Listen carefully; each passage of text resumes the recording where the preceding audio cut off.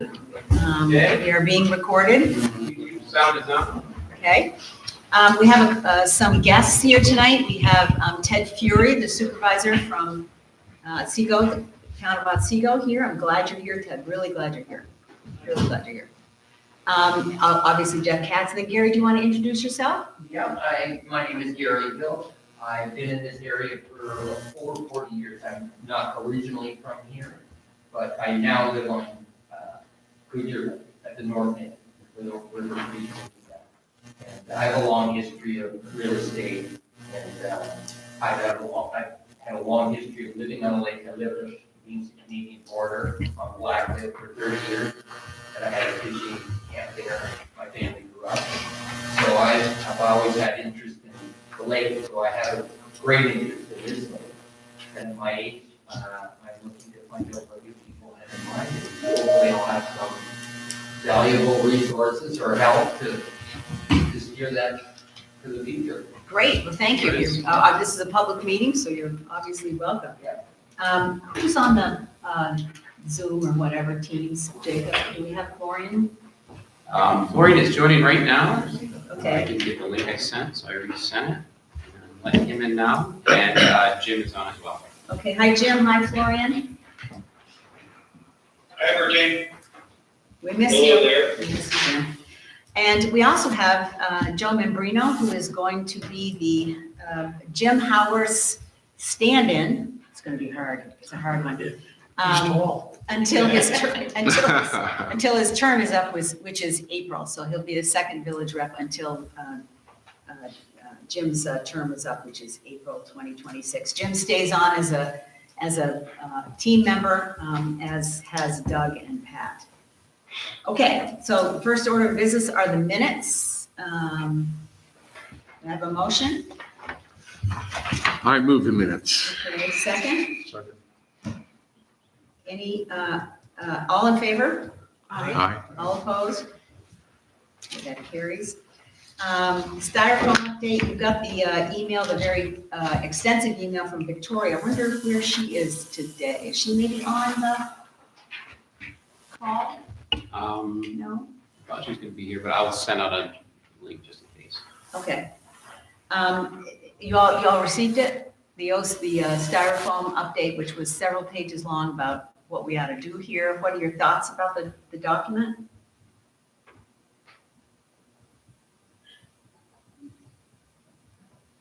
Hearing no thoughts. I don't remember seeing it myself.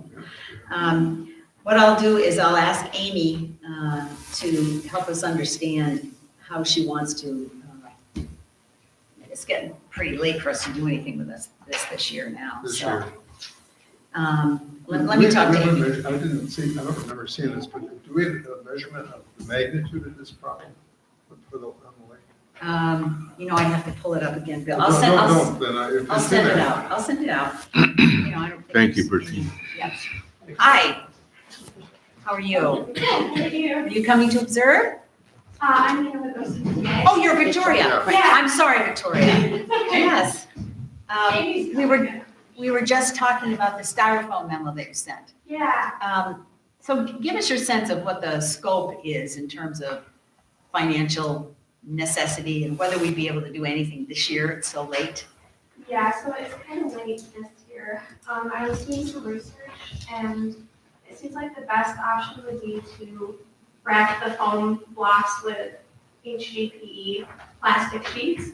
They make special wraps for like wrapping piers, and I feel like that would be potentially a solution for wrapping the foam blocks. The only thing, we're not sure how big each block is or how many are on each dock. So we have to try to call some kind of dock professionals to get an idea of how many blocks we have to wrap. But I used just like the standard size of the foam blocks and estimated maybe 8 per dock, and it was about 500 per dock. And do we know how many dogs? We don't know that. We don't know yet. So I guess because of the timing here, we probably will have to, I'm thinking get on this in late winter so that we have time to talk to people before they start putting styrofoam back in the lake. I don't think we can do much right now with it. Ask a question. Please, yeah. Hearing a plastic wrap suggests to me that we're trading one form of microplastic for another. Right, and that is a concern, which was why I was kind of looking at the plastics that they use specifically for wrapping piers. Like in the ocean, they seem like they don't contribute too much to pollution, but there are, like typically the docks that are pre-wrapped is an HDPE, like board around them, but those are more expensive, but it's the same material. They're supposedly water safe and don't, leach chemicals or microplastics. And would we be calling on property owners to undertake this themselves? Are we trying to raise funds for them to do it? How are we going to get an inventory of what's, So originally, Jim from OLA was willing to sort of get to people and let them know we had this approach.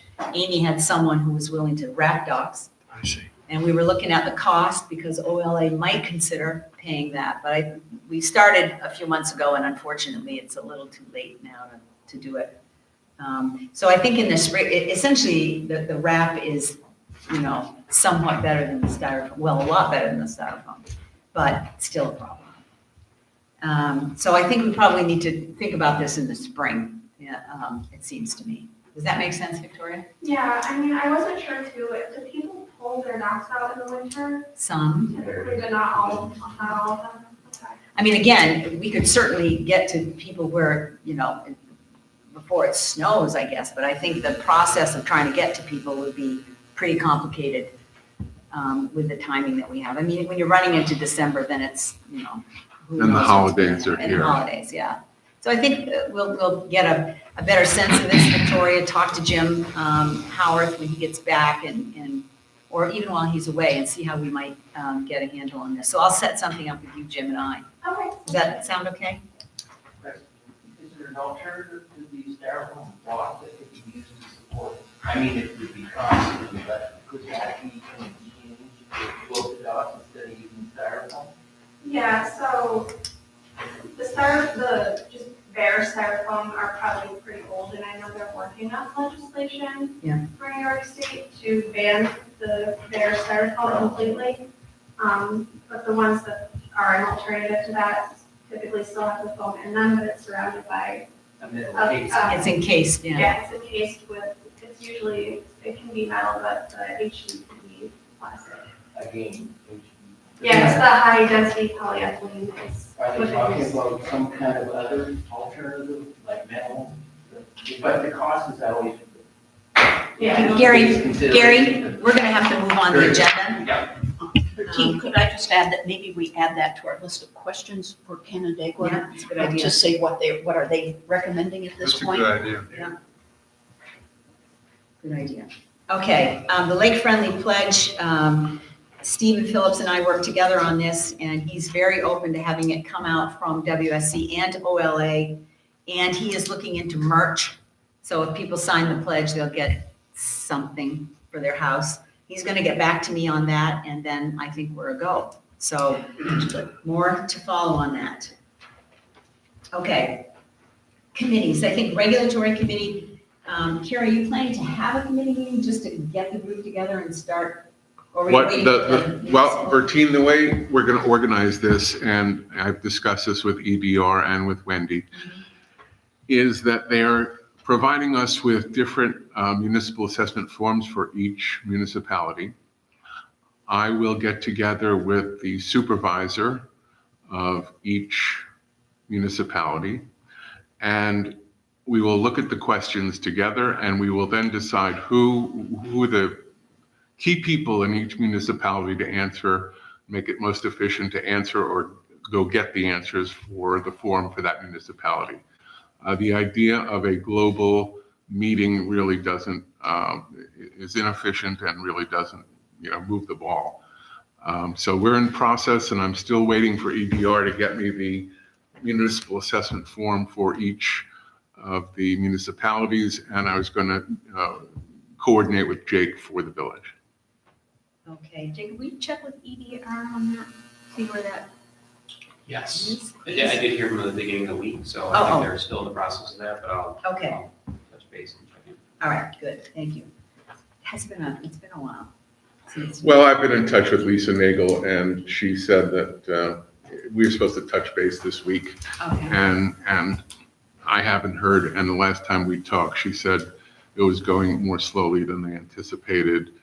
But basically, because they're customizing this for each municipality, it will be much easier for us to work with. So I think that, it might take 45 days or so to get these filled out once when they're in our hands. okay, I forgot who EDR is. it's a, EDR is a consulting group that Anchor brought in Okay. to do this municipal assessment Okay. form. And honestly, I'm not sure why, but I guess they felt that they were better qualified than the people they had. in And it's Anchor. specifically for municipal laws. Yes. Comparative. and they're a W. No, they do much more than that, Sure. but that's- for our project, that's what they're doing. They're also an MWBE company. So that's another reason they pulled them in. Okay, for the grant. Grant requires that. Okay. Okay. Okay, so we'll need a new chair for regulatory. We need to talk about that. We at do. some point. We do. All right, we will put that on the things to think about. And then communication committee. Both Amy and Jim will soon not be on WSC. So we need a new chair of the communication committee. I will think about that. Let me think about whether I can do that. I don't know. I'll think. I'll let you know.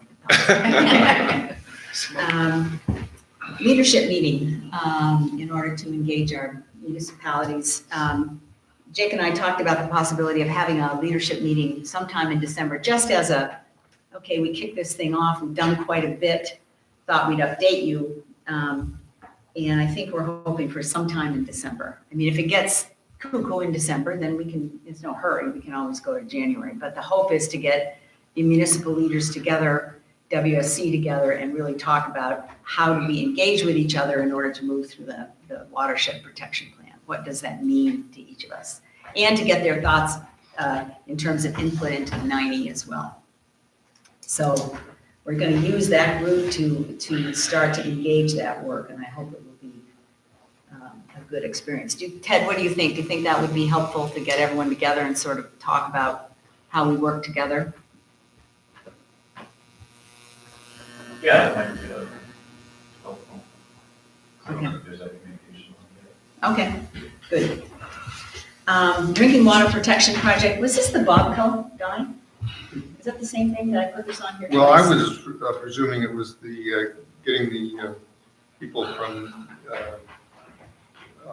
DEC and the Department of State who will come to assess drinking water plan for a lake or something like that. But this is the free thing, right? Yes, And the guy's name was Tyler Bobco? yes. Did you hear from him? No, but I think the government shutdown has screwed everything up. Oh, Because, I didn't hear from him, and I didn't hear from two people from DEA that we're trying to get in contact with for the ag tributary stuff. Okay, So I'll try them again. I don't know how that starts back up, the government stuff, whether they go back and look at their old emails, or they just Okay. start fresh. maybe we do it, maybe we reach out again now that the shutdown is Yeah. over. All right, so this was an idea, seeking input from towns, BFS, others. I sent out a note to BFS, Kyoko, and others and said, we'd like your ideas on what you'd like to have in the 9E. There's no hurry on this, but it's something we felt was important. We can do the towns when we meet with the leadership team. So I'm hoping I get something from Kyoko and the BFS group and Bill Harmon. I didn't send that to him, but I will. I'll ask him. I think this report that he had about the public utilization of the lake would be something that could be summarized, in a paragraph about how important it is. It gets studied, and there's data for it. So I didn't get through the whole thing, but and we can, maybe we get copies for What year was this? 90. 90. Oh, boy. It's old. This is like forever ago. Oh, boy. I mean, it feels like it. It does. But it's already done, and I'm not sure how much of a deal we need to make about that, but it does address some of the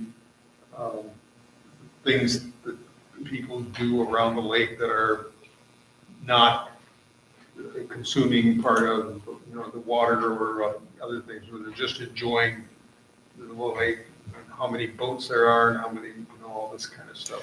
So I think what I'll do is we can send it to the consultants just so they have it, but we'll take a look at it and see, maybe it belongs in regulatory, maybe it belongs in another group. Jake and I'll look at it. One thing about the Jake is 9E one of plan them. is it has these things where you've looked at something and then you're gonna follow up on it. And I think this would be a good one to say, we did this, 30 years ago, and we need to do it again. Doesn't mean that you're gonna do it like tomorrow, but, Right. be part of the plan, in the 9E plan to reassess that would be a sensible thing to do. Okay, did I take my copy back? Yes, I did, I have it right here, so I can get that going. Any new thing on the Teams account, Jacob, that we need to talk about? No, I'm so swamped with other things, that's probably That's your fine. time. I'm gonna focus on the report and additional stuff in the database.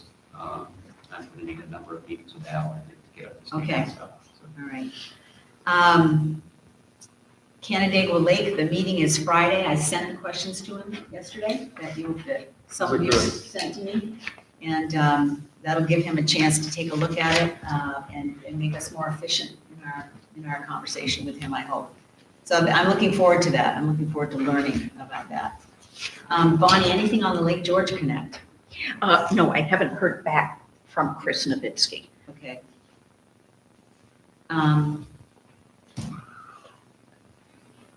And this next one, the laws, Bonnie already talked to Carrie about this, so I can comment on that in a minute. State park issue update, Florian? Was that, no, I guess that was you, Jacob. It was not, yes. And I talked to Henry Miller in Springfield, and he was headed out there, so I let him take care of that visit. I do think there'll be something in the spring, either with an inspection, but he looked at the same pipe. He did not find any smell or odor or runoff. He thought perhaps collected a catch basin in the wetlands area and moved it along Mill Road and might catch runoff in the lagoon area. And he's looking up for some more information from Rhea, so I'll be following up with him and certainly be some sort of follow-up. It's sort of the area where I have to get a feel for it with Al because my understanding is that's largely all their purview and we're sort of excluded from that because the state agency, they're responsible for testing stuff. Right. But I have records of Al doing inspections. So at some level, I'm sure we'll be checking in Okay. on a regular basis. All right. We're And just to providing Just our to remind us services that this was a team member, WSC team member, Pat Kennedy, who brought this up months ago, saying, I'm a little worried here. So we want to follow up on anything where folks are worried about something not functioning correctly, so. Survey executive summary, I did sort of an analysis of it, very, very rough analysis of it. I do want to get input from the consultants in terms of whether I captured everything in there that is important. I'm hoping that we can use this when people ask us, what did the survey say? Instead of repeating 74 pages of it, we can send it out and say, here's what the survey said. Speaking of the survey, we're sending out a notice to the public who came to the public meeting, copying the leadership team, WAC, WSC, sending the survey to them because they were a big part of doing that, and then catching them up on some of the things that the Watershed Protection Group has been working on, and that should go out in the next couple of days. I sent it to WSC for any thoughts or input, but I think it's just to keep them in the loop to make sure they know what we're doing so they don't feel like we've just gone off the map. But if you have other thoughts about it, you'd have to let me know by the end of the day. Yes, they'll be sending it out tomorrow. Yeah. All right. I expect we'll have a separate questionnaire to go out for the agricultural group. First, we have to identify who they are, But there was only one person who identified himself as a farming person in the last one, even though we got so many responses. That group needs, I mean, it says right in the 90 plan, we're gonna pay attention to these people. And so we need some kind of specific assessment of them. And I think- Is that a question we can ask the consultants in one of the weekly questions we send to them about whether they've done an ag survey of farmers? Yeah, We ask absolutely. them? Okay, When it's time to send that out, they have done one. We can also try to connect in with the Upper Susquehanna Coalition and the Soil and Water Conservation District, because they can push out to all the farmers, even if we can't get the list, at least they can push to them. okay, Yeah, I think OCCA also has like award for sustainability focused farmers and. No, not anymore. That Okay. was way long ago. So my list would be there, but it's most likely defunct. We can still use it, but. Yeah, if you could just like, I'll see what I spread can the find. word to that community, that would be helpful, I think. First thing we need to do is make sure Henry Miller knows. yeah, that's it, that's it. The Scott Fickbaum study, Jacob tried to send it today and didn't quite work, so. Yes, too large file, really, I think. So I have a copy, a physical copy and an electronic copy, and I'll just find a cloud. Somewhere, okay. It's okay. Thank you for doing that. Sure, no problem, sorry to do it. That's okay. Home rule, I think this is on our agenda to find out more about whether or not we want to think about home rule for various municipalities. Springfield has already done it. I don't know if we know the impact from that. But I think this is something we need to study a little more. Could that be wrapped into the regulatory Yes. committee Yeah, I think so. to look at it? Okay, let's see, QEA, Anchor QEA is going to send an email telling folks that the vision and the goals will be on the website and encourage people to offer ideas. And that'll be going on the next few days as well. I was wanting them to go together, the survey, et cetera. And then Jake and I talked about it on the phone, and I changed my mind because one is asking for them to, give us their feedback, and one is sort of FYI, here's what we're doing. So we did separate it out, and we'll see if we get any thoughts from that group when we send this out. Okay, the Ellen Campbell meeting is coming up. Well, it's not coming up. It's December. Blah blah blah. Yeah. And Kyoko sent out a note to folks asking for some help. Getting information to Ellen. I know Jacob responded, but who do you need to get you information? So we need to respond to this person and be respectful. So I talked with Florian earlier today on campus, and BFS staff have been doing the tributary assessment or the sampling. So which of their sites they think is important, and also from anyone who has done the tributary survey or walk along with the engineers, if there are any spots that you feel that the Susquehanna Basin Commission should survey in their regular, I don't know, every once so many years, like upstream, downstream of Clock Pond, or, some other areas that we know are important. Because values from those sampling will be put into the CAST model, Right. which is the Chesapeake Bay wide nutrient and sediment loading program. So if we do not put in the areas that are actually shedding lots of nutrients and sediment, what CAST model shows for our watershed is actually underestimating what's actually being released from Otsego Lake and its watershed. So that's why it's important that we give to them meaningful sampling points in the context of local knowledge. And those kind of issues have happened before, like these, rotating sampling every 10 years or something like that. And they finally came to this area, but there was no good communication between the local entity and DEC, and where DEC sampled, some of them does not seem to be a good place because it turns out to be an ephemeral stream, not a permanent stream. So they just happened to hit the high water time and took sample there, but it's dry most of the time. Hugo, who among us has the best information about that? I would think BFS, maybe Doug, who's walked a lot of the area. Doug, Bill. Bill knows the Clark Henry Ponds and Henry. other people in other municipalities with the similar experience. I have no problem volunteering them to help you. No. But I mean, I would if I knew what to do. Yeah, so actually that map that your team has on top, that has been emailed to everyone, and if you could just like put a dot on it. Yeah. And if somebody could share the actual GPS coordinates, that'd be wonderful, but, You're asking even this just a group? dot is helpful. Thank you. Amy, if you have But we any have thoughts reached on out to this, Doug. let us know. So here's the thing. I think so. Several months ago, like maybe 6 months ago, Ashley Seyfried, who you all remember meeting, she's on the WAC, from the Southern Tier Board, got very interested in our lake. And she came and took pictures and videos of the dam and how it worked.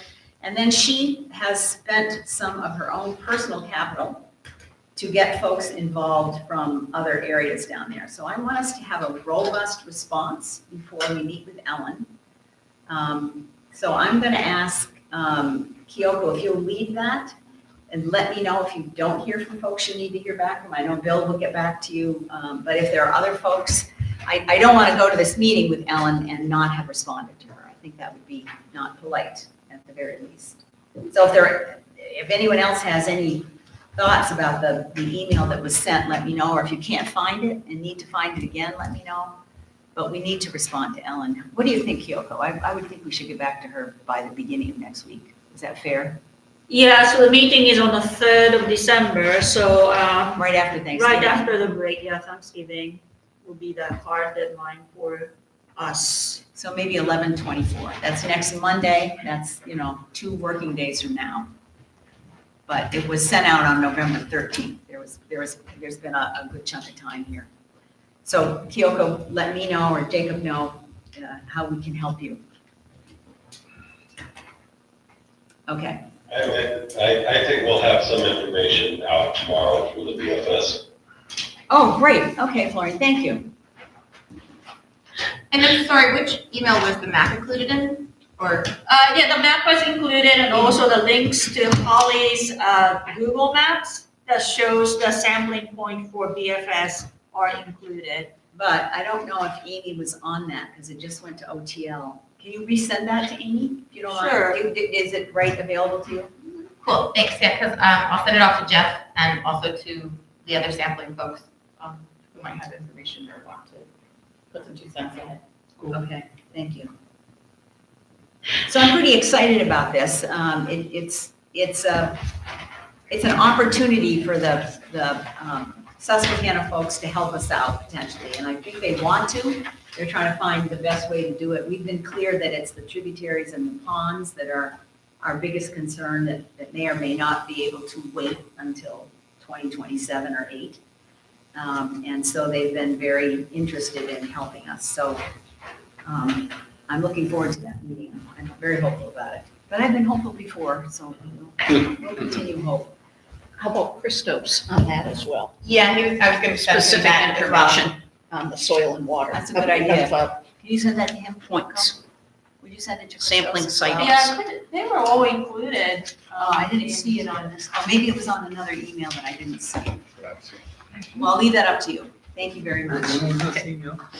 Sampling November site. 13th. November 13th from Kyoko. It's just sort by Kyoko. All right, the grant. You and Christos are going to work on the grant. Yeah, so we have been looking at a couple of different opportunities. One of the things that Lydia got back to us and asked about was some specifics really just about, I sent her back some of the main things we're looking at, and I have a few, Christos and I have to get together this week though, so we can solidify it and get a draft together. Okay. And you're working specifically with Lydia or just? No, Lydia had been part of the conversation originally, and she wanted to see if they had any resources, but her questions were pertinent. So Okay. answering Lydia was part of the big picture. Lydia's another one. who's Oh, yeah, from the Upper Susquehanna. Very, very helpful, trying to be helpful, trying to figure stuff out. So again, wherever we can get some help, right? We need it. And this particular grant was for dredging Clark Pond. So actually, no, these grants are for planning. So we're looking at the planning and evaluation and engineering. If there's anything that could be put in for, but we want to have all the planning done. So first. assessing it. Assessment first, and then Figuring out what it would cost. That's what we need to do. We need experts to go do that, and then we can go look for money. Yeah. But it's all regarding Clark Pond, the dredging. Clark Pond and so we're All looking three at Clark tributaries, and, Okay. the other tributaries, but it's mostly Clark Pond and, Clark Pond is our biggest ward. It's not that Yeah. way. It's our biggest one. but the other pond that we wanted to really look at were the two. Oh, My brain just- yeah. it's, Thank you, Shipman. Shipman and Clark Shipman. Pond, yeah, but for all three tributaries, yeah. Because, Is Clark Pond privately owned? yes. Well, yes, there are owners around it. I'm one of them. It did get, they worked on that dam about 22, 23 years ago. And one of the problems is that they had investigated what was in the material that needed to get dredged out.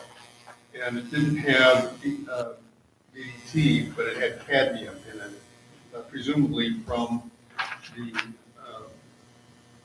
materials that have just come down from farming and the agricultural aspect, it's a contaminant in there. And that material is very expensive to get rid of if you have to take it completely away. We were fortunate that one of the owners allowed them, if you take it out and you dilute it by a tiny amount, it changes the level of tolerance for what you have to do with it, according to the state. So it got spread on adjacent land as if it was, just being put to help things grow. But we don't think that is likely to be available this time unless we can find somebody else locally that's willing to use that as a fertilizer, essentially. Does that amount to a Superfund site? That's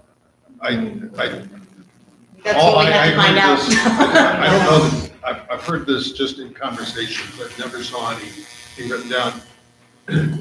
I was never consulted about anything that went on in the pond. It was mostly about the dam, because the Army Corps of Engineers was concerned the dam was going to fail because there was a leak around a pipe that was supposed to be there to allow you to control the level in the pond if there was a big surge of water.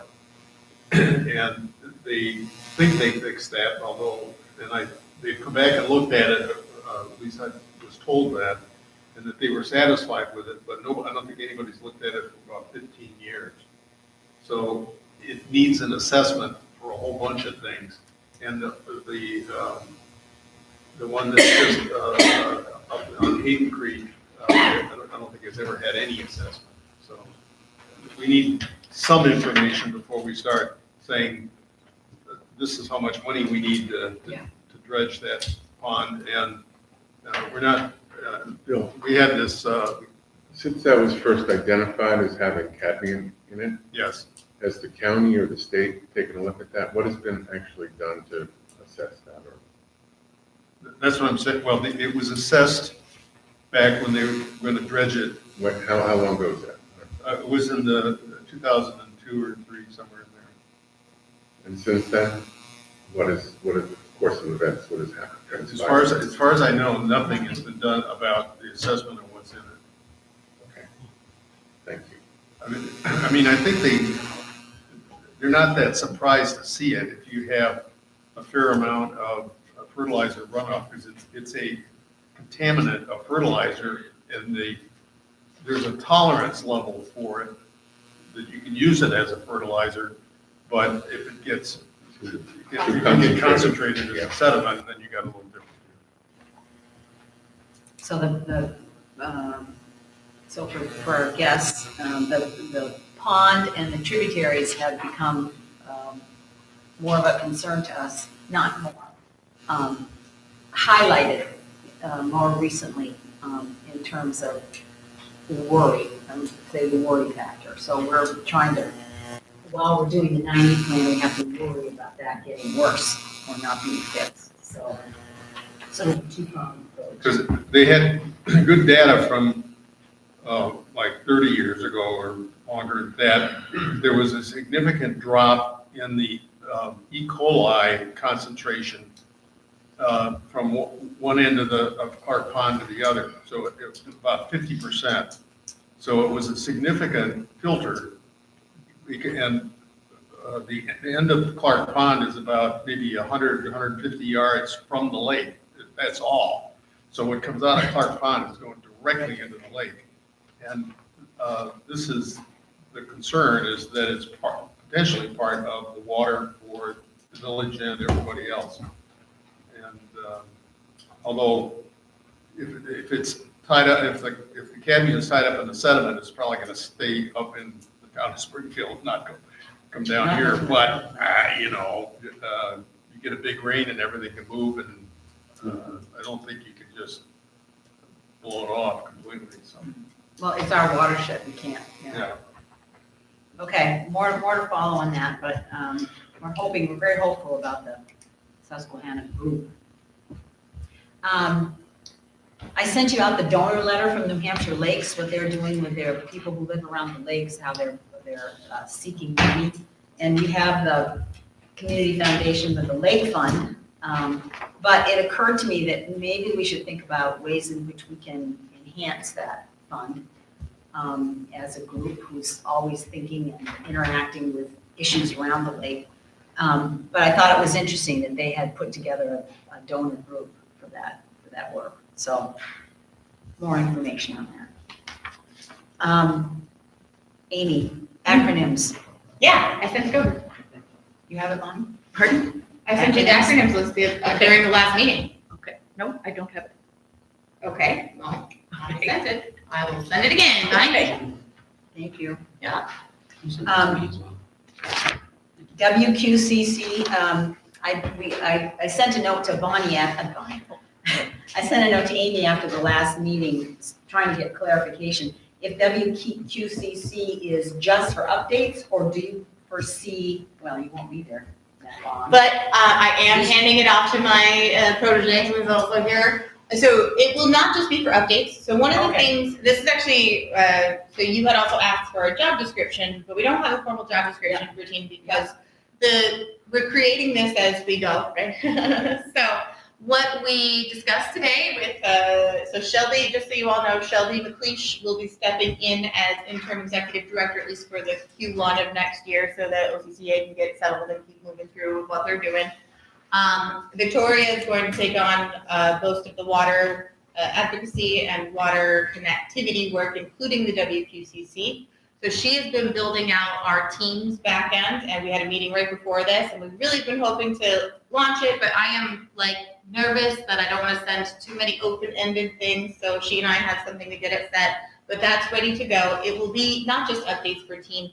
The whole point of having Victoria and having this is to keep a pulse on what's going on for water quality throughout, also doing what needs to be done. So with Victoria knowing what's happening in all the different watersheds, what evaluations are happening, what projects are going on, what is the priority for the community that lives in that watershed, so that when opportunities for funding comes around, maybe it's something you do collectively, or so having all these pieces that interconnect, because water doesn't care about arbitrary lines. That is the whole point here. So we will do updates, but we will also be brainstorming. We'll be collaborative, looking for collaborative opportunities for education, outreach, community listening sessions, funding whatever is required, right? That's the whole point of this, and that's what we really want to make sure. And that's, it's also kind of future-proofing so that it doesn't feel like it becomes a waste of time or defunct. These are things that'll continuously be evergreen, right? We always need to know what's happening next. There's always going to be something because water constantly changes. You make it good all in one day and then it rains. Oh, never mind. We need to replace those 3 culverts. So that is kind of the big picture. Is we don't want it to fall to the wayside again. If we're going to put this energy, effort, and time, and honestly the Chesapeake Bay money into doing it, that's the whole point.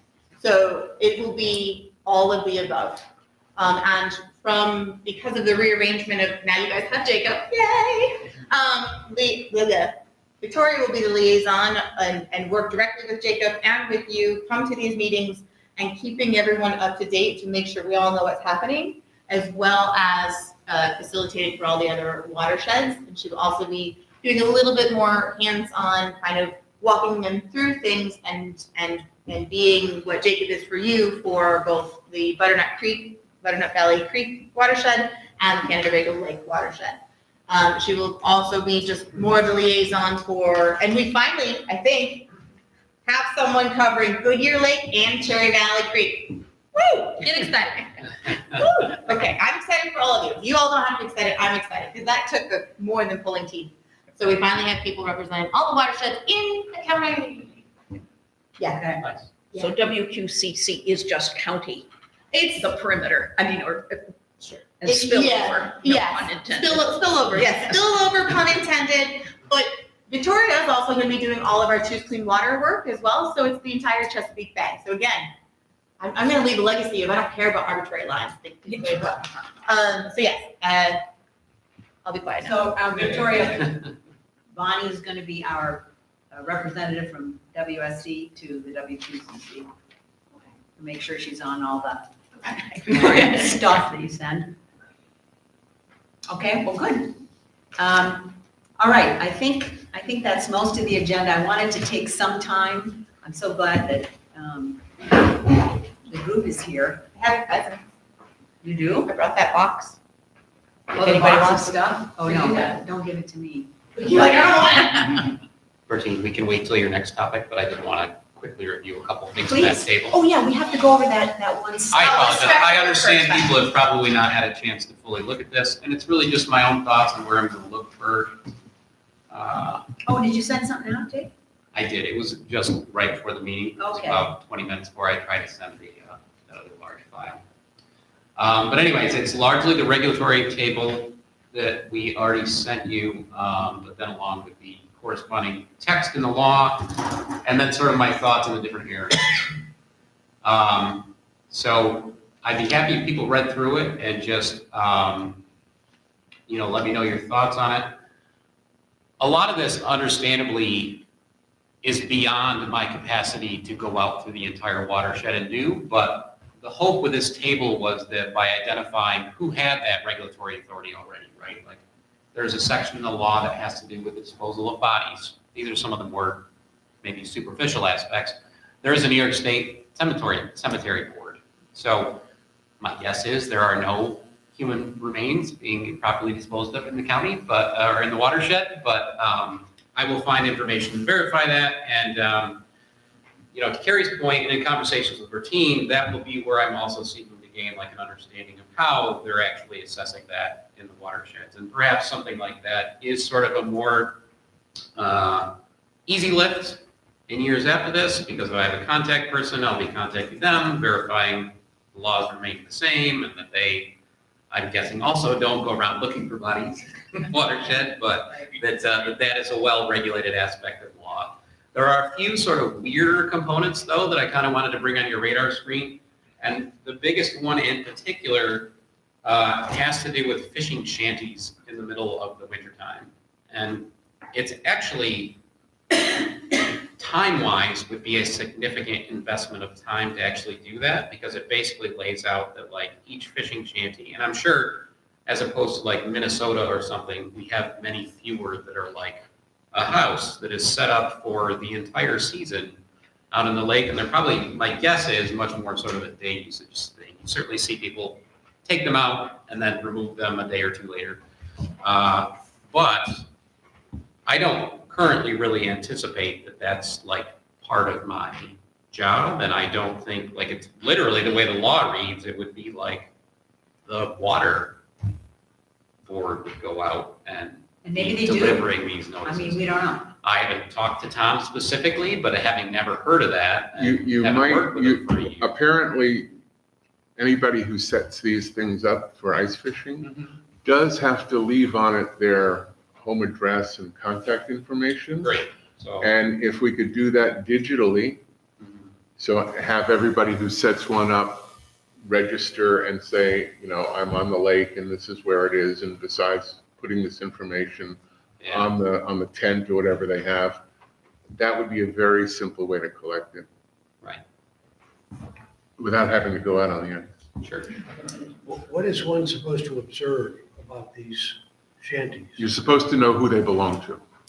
Right, so you're supposed to make sure they're marked with their name and name and address and so forth, and you're supposed to basically be giving them something that says that they are responsible for having removed it by the end of the season. It's all very logical stuff, it's just that there is no existing, in my understanding, there's probably no existing infrastructure that's been ongoing. I would ask Tom, just to be careful. I mean, maybe- Definitely, yep, I can see him having something in his head but the key here is that you've taken all the requirements and you've said what you're doing about each one, which is great. Gives us a sense of where we are with each thing. I think that's important. now the biggest priority in my mind is sort of the middle of the table, which is sort of inherently like the heart of what you all do and what I do on your behalf, is the inspections and getting those rolling. So I think I've noted before, when I started in the job, I went through all of the past emails in the Watershed email account. And I think I've got a pretty good idea of what you all have approved in the last year in terms of installations and stuff, new construction and so forth. But I'll try to provide that sometime in December, and if people can just give me their thoughts on if I have missed anything. Oh, hey, we did also review a proposal from so-and-so. I'm already running into things where I'm not really finding a summary that I'm expecting from things that go further back in terms of individual records. So I want to make sure that we hit whatever I'm reporting to the state is 100% accurate. And a lot of these things are going to be a heavier lift, I think, for me this year. But hopefully, once I've established the relationships, the things that can be sort of checked on easily, sometimes you just have a coworker who's like, here's a whole report on radiation at Bassett, and it kind of solves the issue. But I'm certainly happy to entertain any thoughts. And I know there's some concern about,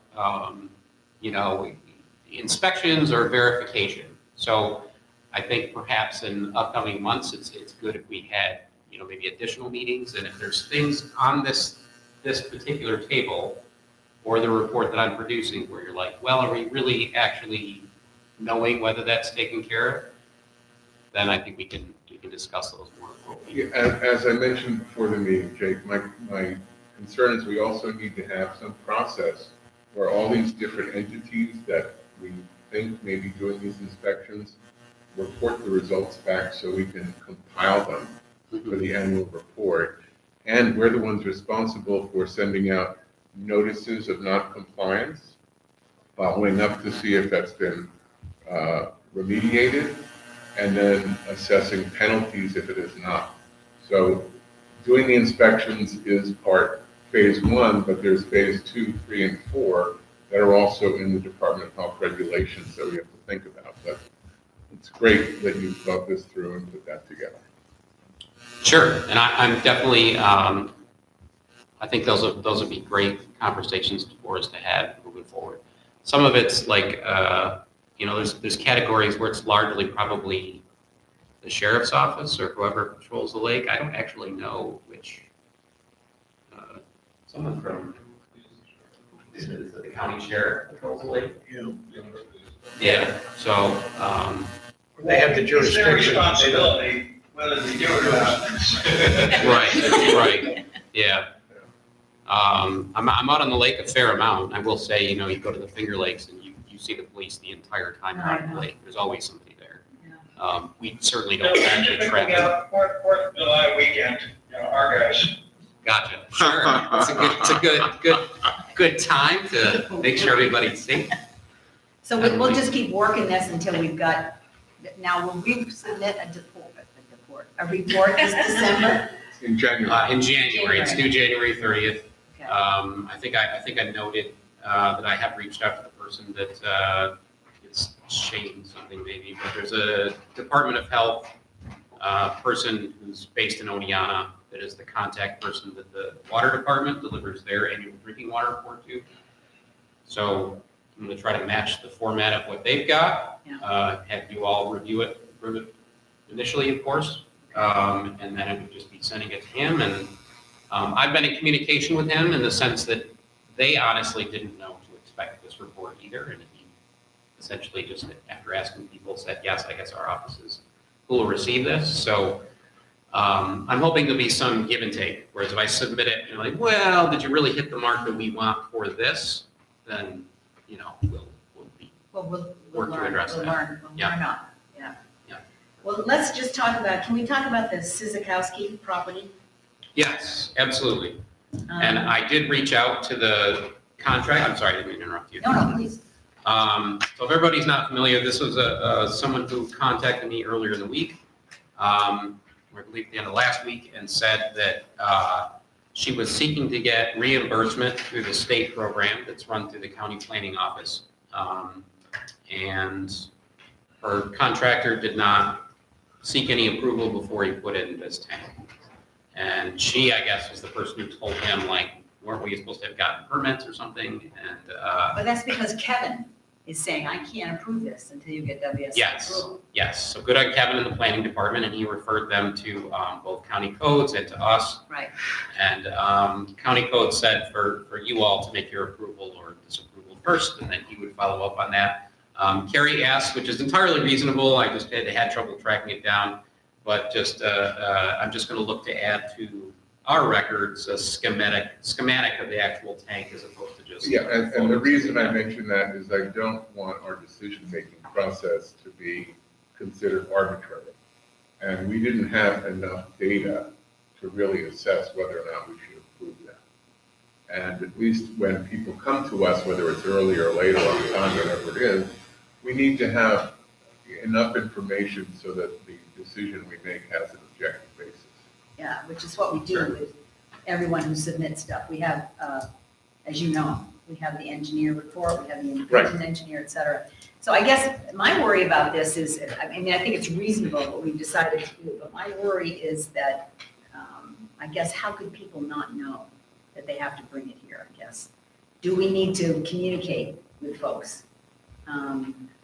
I don't know, but we need to do something so that people. Yeah. Because Carrie's right, we need a written document.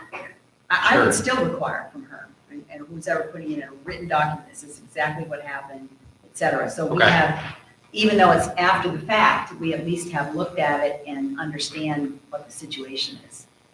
And is it within the lake protection zone?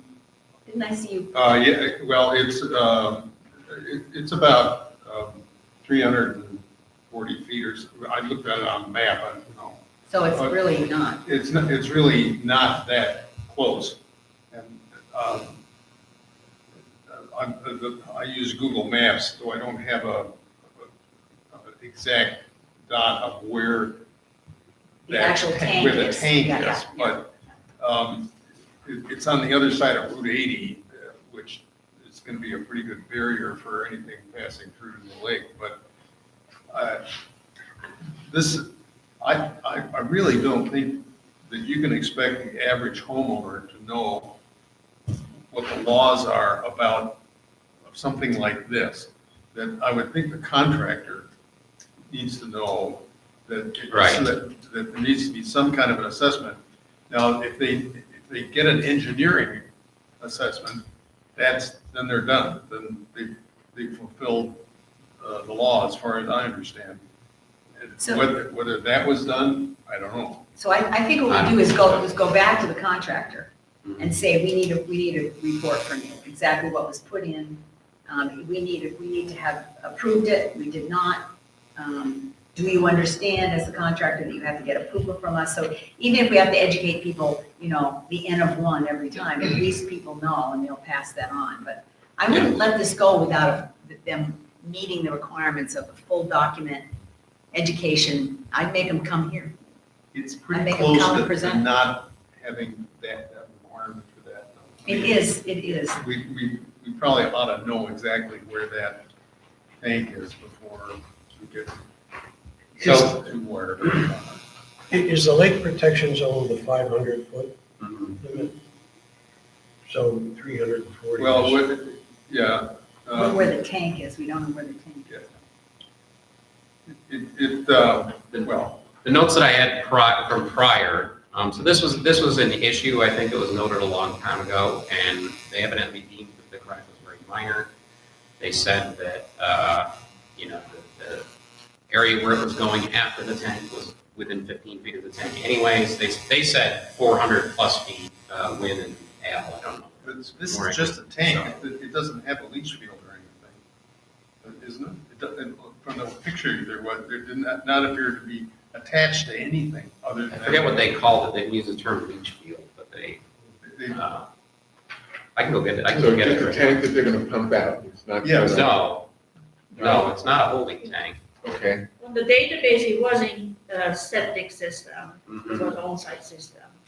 So my apologies if it's like literally, because I don't know what I'm looking In at. the at this picture, point. there was one pipe coming into it and no exit as far as I can see it. I think it had two.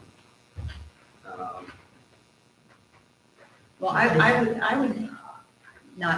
would like to move that we ask this homeowner to bring in I second. the contractor and with a actual written report that says what happened so that we can. One of the key documents would be the as-built description. With the understanding. I don't that even quite know what amendments- that, I mean, it makes sense, the term, but is that an official, No, like? that's an engineering post-construction? It's an engineering term. So if you ask something to be built, then in the course of construction and development, that may change a little bit, the location may change. So at the end of the project, they provide quote unquote, as-built documentation. Okay. Not Which the means, starting plans, Yeah. but what happened by the end. so if it was signed off as this, then it has to be confirmed by the engineer that it was built the way you said it was gonna be. Well, with field variation.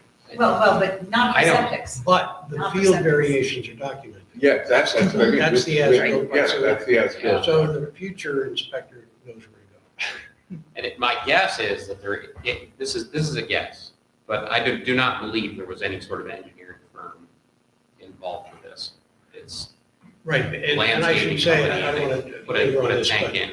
even the most simple still contracting have that. process for a septic tank, the contractor provides at least a sketch. Right. Places it on a map Okay. so you know where it is. Because As completed. This tank is half again as big as the one they're replacing. No, it's 500 gallons more. Well, it was 1,000. 1,000 before, and now it was 1,500, right? I'm sorry, maybe I misheard you. I thought you said it was smaller than what they. No, yeah, it's larger by half. Okay, yeah. Sorry. And so you have to know that the leach field is going to match that output. Right.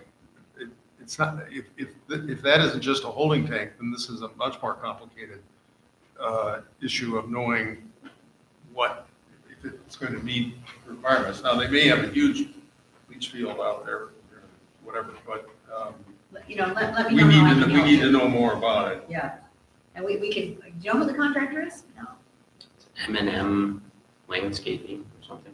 M&M like the rapper? Literally M&M and symbol M&M, so yes. All right, we'll get back to everyone on this, probably between meetings, because that's important. But I guess So, but I should plan on anticipating, like, I will collect that information and then I would let them know that they should plan on being here for your next meeting in early December, is that correct? I would make them, If they could get that information to us, we could tell a lot. If we had something of the plan, we could tell a lot about what they need, yeah. what we might need in addition, or what. But Bill, I think we should make them come to present? I mean, that's what people typically do, is they bring their plans in and, Yes and no. I mean, well, we don't, we have to see the plan. We have to know what the plan is, and I don't know. This probably, is it this in the town of Springfield? It's up, Gosh, that's a good question. Yes, I'm sorry, yes, I know it was. No, but Springfield. it's just Call it down, like because Henry probably knows about it, He and, does. I talked to Henry about it, he didn't know about it ahead of time. I mean, he knows about it now, Mhm, yeah. Yeah, okay, well, I can talk to Henry, and he'll know what the dirt is. And So- we can decide. So probably we want to build is, as you get more familiar with the process, Mhm. as a new person, you might want to build in, to Carrie's point, a fine for people who don't go through the process. We yes. don't have one now. It far as I know. doesn't have to be substantial. Yeah, but it's just you can't do that kind of fine, you know, Well- so. Don't you get a certificate of occupancy? I mean, I think a fine is, maybe that's okay, but if, you can't occupy the property without the proper facilities. So, and as to Bertine's point, I'm just wondering if we're working intergovernmentally, and there are these planning authorities and zoning authorities, and those contractors report to them, suggestion that it's easier for them to then coordinate with us, rather than have the homeowner, property owner, contractor have a second stop to make.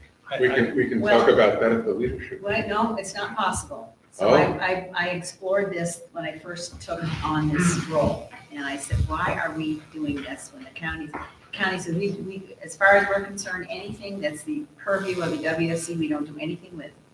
They won't look at plans unless we look at them. They won't go out and check out a problem we have. I tried to get them to check out 2 properties, no. So as far as they're concerned, as it relates to septic, they have don't want any What involvement. about the town of Springfield or the town of? Nope. They said, we're not going anywhere that No. WSC controls, which in their view is, But that is basically, I mean, because physically, to assess all the parts of putting together a septic system, you'd have to make 3 or 4 trips there to be able to do it, which isn't realistic. So you take the engineer's report, and the engineer signs off that he knows that it was constructed as it was drawn out. And whether they actually go and check that out or not, that's their business, but they sign that out. and requires them to say, as built, this was put in the way we said. So the county, we checked on that. I called the county, they said, yes, we require the engineer to do that. So I think the engineers we have to trust that process. And I can tell you, the homeowner doesn't have a clue. They have no idea that there's a lake distance law or anything. Their contract, the engineer is supposed to know that. Right, so what gap are we trying to fill in terms of regulatory process? If that happens, and then 3 years later, Jake goes out and does an inspection and says, oh, hey, this is where it's supposed to be, and it isn't there, then there's a remediation issue. But I'm just trying to assess the value or the need or the time it would take to have applicants come into this body. Well, they all do. If they have always have. It's my So the understanding engineer- that if there's a new project, Or construction, or a repair, or an enlargement, this same law covers it. Okay. So we make them come in, the engineer comes in, gives us the plans. We have an independent engineer of ours, not paid by the homeowner, who reviews the plan so that we, who are not engineers, can have an independent review. And then we have, experts around the table who ask great questions, and then that's how we've always done it. Well, that's how the committee does it. So two quick things to know. So I've heard conflicting things. I don't know whether we do need that second step. I think it was from Henry, but he said that that first engineer really is attesting that they're taking responsibility. Henry has always said that, and So I'm just passing that along. I'm not telling you to change it. I think he's right from a legal standpoint. It has not been, it's been the way that the WSC has done that business is that they have signed it off. Now, that started when we had a state certified engineer as a member of this committee, so that you could just have a meeting and he'd say, I looked at it, it's fine, it's not, you're done. Now we don't have a person like that, so it's a little more awkward, or it takes a little more time. We have to have somebody else do it or something, but We do have someone else do it and every you, single. Yeah, I you understand. I'm can't, just you can't passing get on. the county to come and look at it. They won't do it. Right. No. You have to rely on the engineer and/or. Our consultant engineer is Hans DeWall. He's fabulous. He has sent back questions. He's been very helpful. But and that's in the approval process. I guess the end point of this is not what the plan was, but what was implemented. So we want that documentation as well. And that could be the engineer's certification. That certification goes right to the state. And they say to us, the engineer certified that it was put in the way they said it would be put in. So that's the as-built part, Correct. and we'll have access to that. Correct. Because that bothered me in the beginning too. I was like, wait a minute, how do we know that happened? So. And I also wanted to note that Henry also suggested that when you approve new construction, that it should also have some verbiage on there that says that we would require like a 3-day notice as to when they would put it in, such that if we felt like it was necessary to go look at what they were implementing. Yeah, so It was possible. when we start rewriting our law. that we- Obviously, our biggest limitation in this case is that it's all underground already. There it is. And, There it is. I don't know, I wouldn't know what I was looking at, but I'm Well, sure. good, Henry good could. conversation. Go ahead, Gary. Does it start this whole conversation, start with the person that's starting the construction, they get a building permit, and they have to get that permit? Yeah. In that permit, If it's- it tells you what you have to comply with? Yeah, but this isn't a new building, that's the issue. It isn't a new build. But yes, all that happens with new builds, we have no problem. Right. With complete renovations, we don't seem to have a problem. It seems to be when someone replaces a piece of the system, they don't realize they have to come They here. still don't have to get a permit to do that, and it specifies in there for Right. that adjustment. Right, It should be started right then, and then they Right. pull that permit to get the adjustment on the septic, and then they know exactly what. right, exactly. So we may have to do some communication through the newsletter or the village newsletter or something like that. I think we probably ought to think about that. The only other thing I wanted to talk about before we adjourn is, Ted, since you're here, I'll ask for your opinion. When we have the leadership meeting, and everyone else's view, of course, how do we want to manage that so that we have the best outcome? So our hope is that we come together as municipalities and figure out how we make sure that the watershed protection plan is not only in place, but sustained, whatever that means. We're not sure yet, we don't have the plan.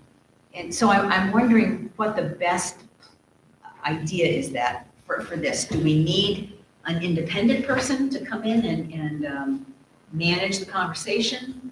I can do that as the chair of WSC. What are your thoughts about that from the committee piece and then as a town supervisor? Any thoughts on that, Ted? For each individual project you're saying, or? No, when we have the meeting about the 90 plan, separate from the septic, that we're done with that, tied up.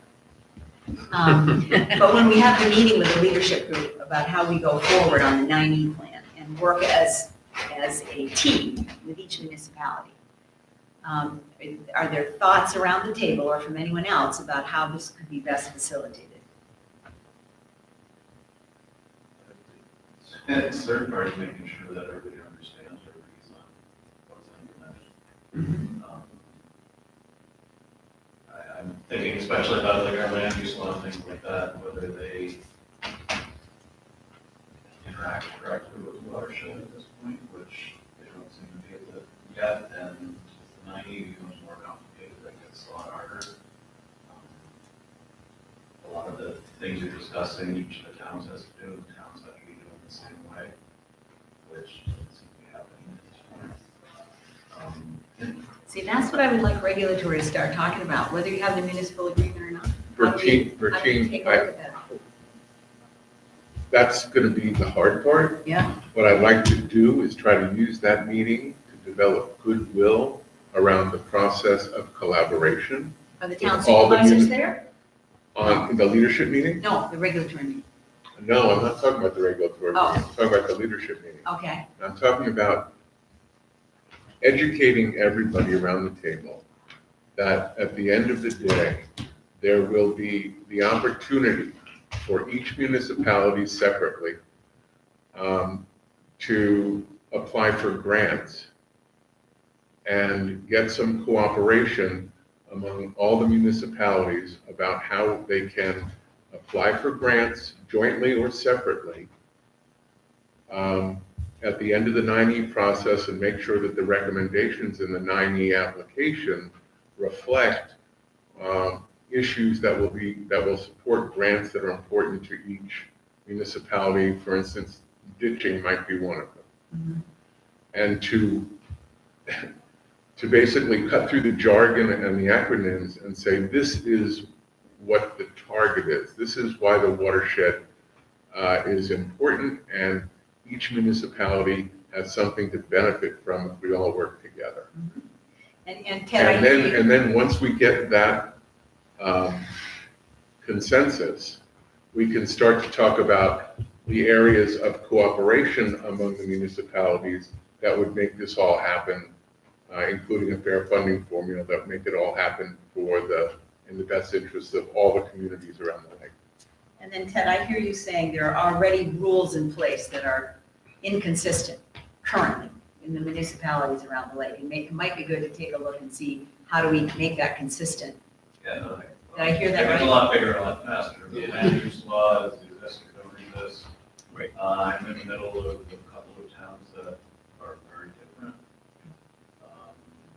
Watershed trying to figure out how to put in a sewer system, and I think they don't know what's going on downstream. But that all goes down to Chesapeake Bay, so that's their problem, not mine.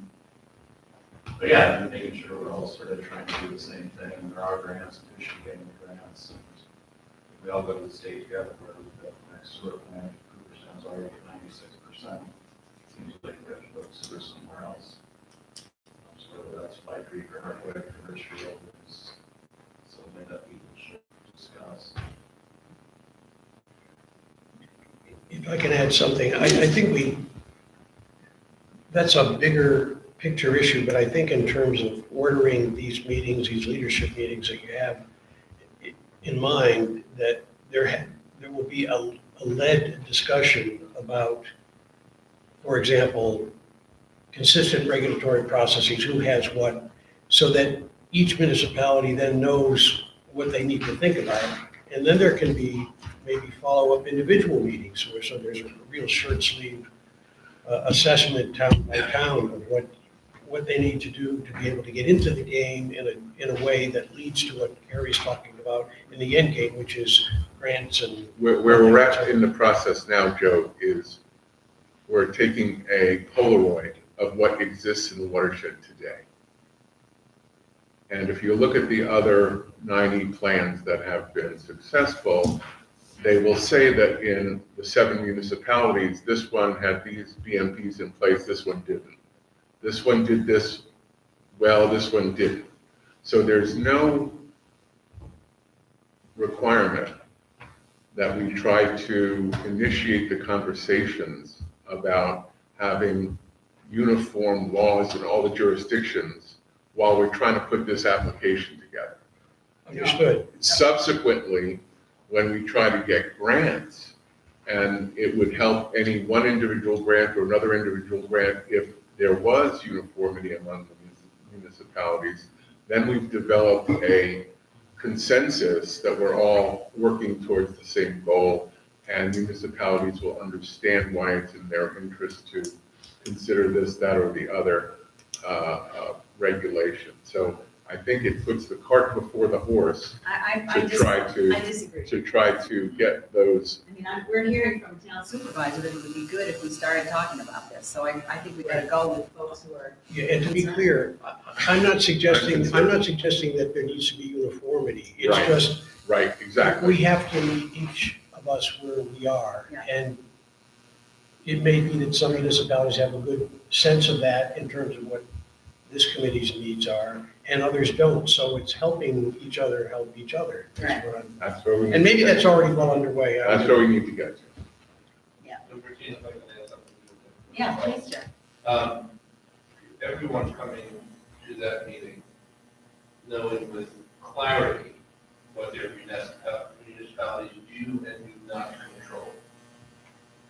We know what the history is of intermunicipal relationships, and who says what, who believes what.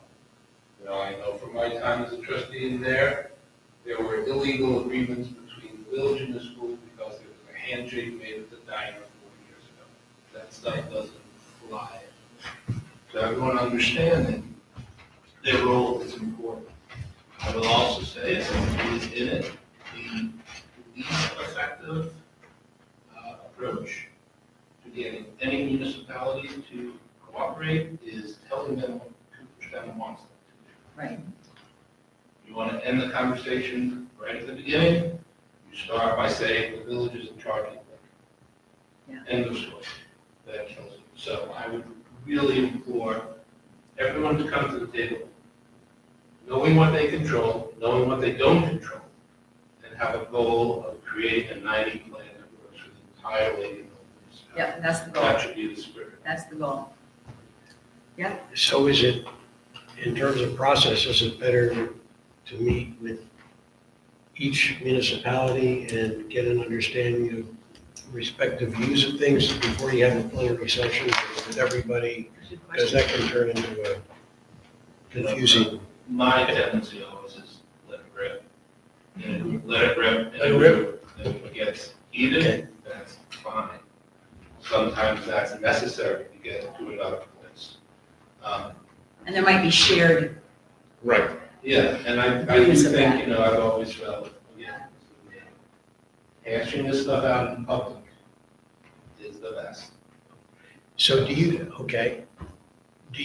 think, and I'll ask Ted this too, that people have us, each municipal leadership to date has a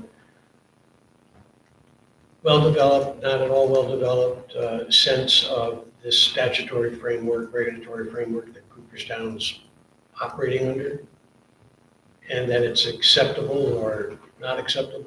I mean, My hunch would be every municipality has no idea what their legal requirements are, or how they can. That's just a hunch. no, I was looking at your hot button issue, which is, we're Cooperstown. We are authorized, but we're also burdened with this responsibility. So here's how we're trying to implement it. If that's seen as triggering, then I guess we need to know how to do that. But you put it as, we're here to tell you what we get to do. Right. And I'm not suggesting that at all. Yeah, so my thought is, you know, and again, just me, this is not putting anything on the table that I've heard, right? If Cooperstown goes to Springfield, you need to do this for us because the lakes are drinking water. If I was Springfield, I would say, well, it's not my drinking water. And you can't tell us what to do. If you say, listen, except it is their drinking water. well, it all the is camps in around a the different lake way, use it. and they don't have the legal public health. law. Understood. Right. If you say, listen, a clean lake and a healthy lake benefits every municipality different. Because the town of Montego has its set of land use laws, Springfield has its set. We all benefit different things. What do we all need to get to a good end? That's how to start, not by saying the village needs you to do this for us, which I think is usually historically a village sentiment and where things can go really wrong. I feel this is an opportunity to reset things, depending on the approach of all the municipal leaders. I did this at the beginning of 9-element plan process. I actually went to each of the municipalities to have a talk at their meeting, the town meeting. So I did Middlefield, Springfield, I did Fly Creek, that was mainly Otsego, and I also did one at Clark Sports Center.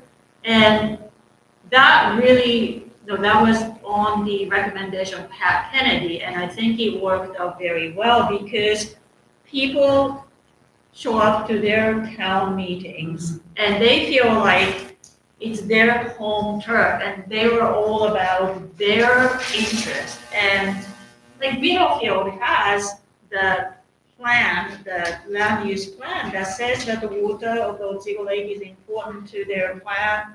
I don't remember the exact wording, but they do realize that, if it's like bad water quality in the lake, that would affect them. And I think all the municipalities have something like that somewhere, whether it is in writing or not. So if you feel like having people come to Cooperstown for a meeting is a bit, questionable, I suggest going out to them and perhaps like start with the leadership from the 9/11 plan, going there, and then get several people from there who would be interested in continue coming to the leadership meeting. Yeah, we definitely would not have it here. Yeah.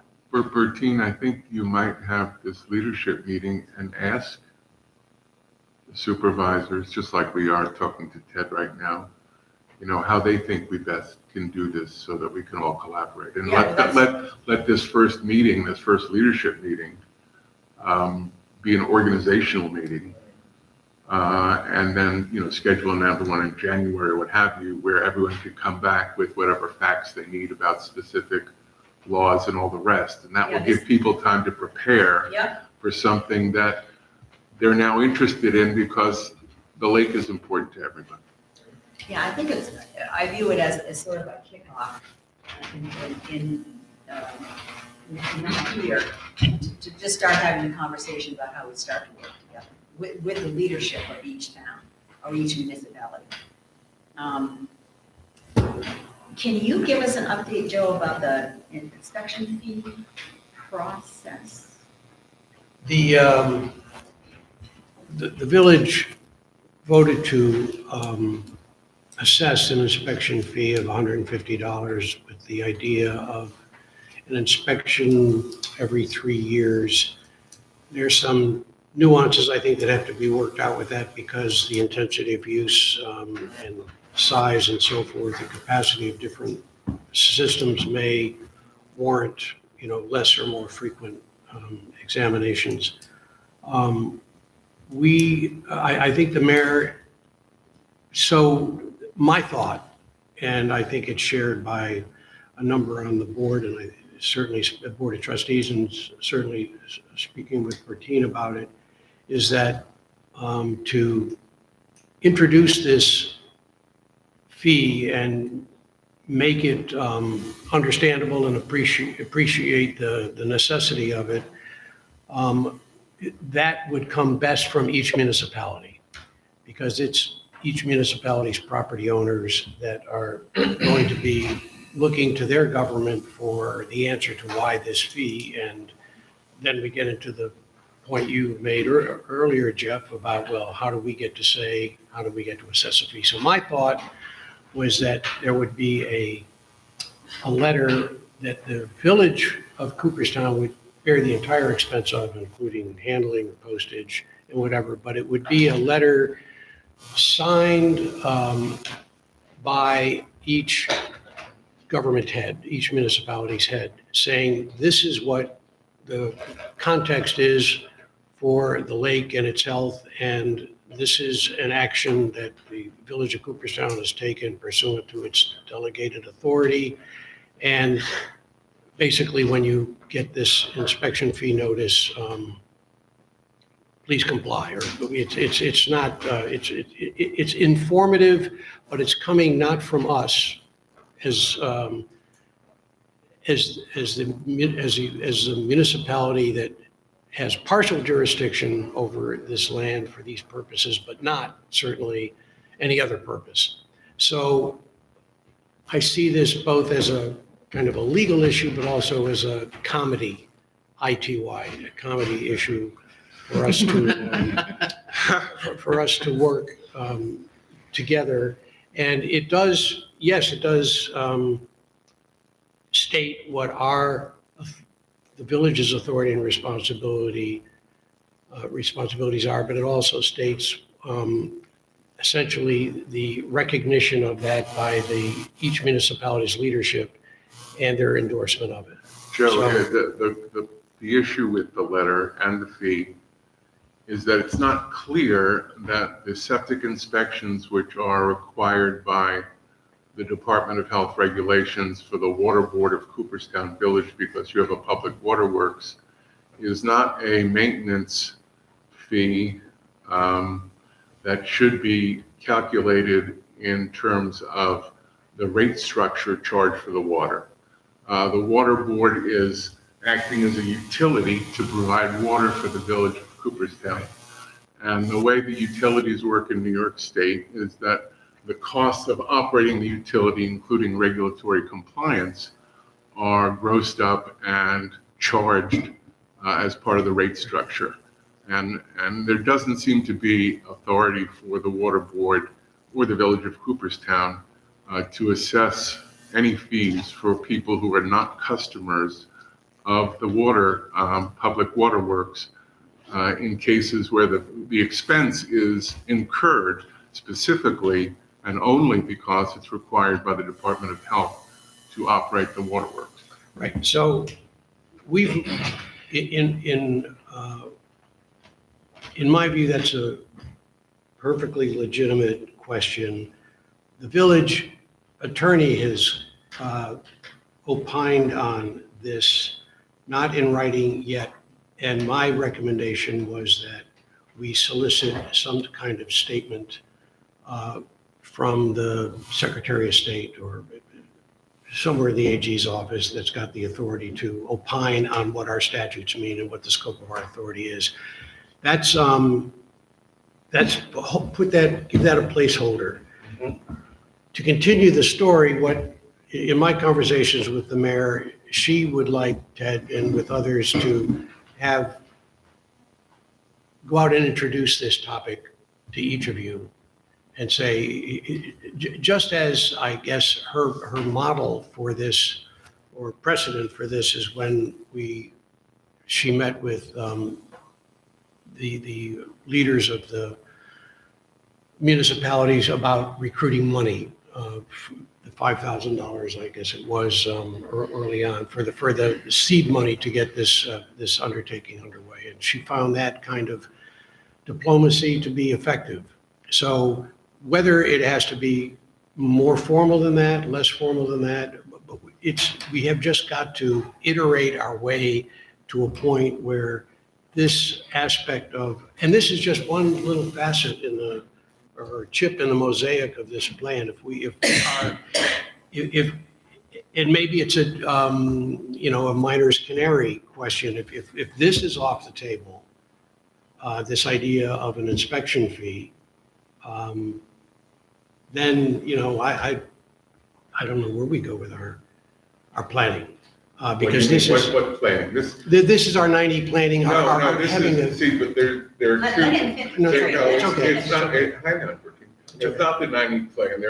There are two separate issues that shouldn't really be in the same committee and that are in the same committee because of historical custom.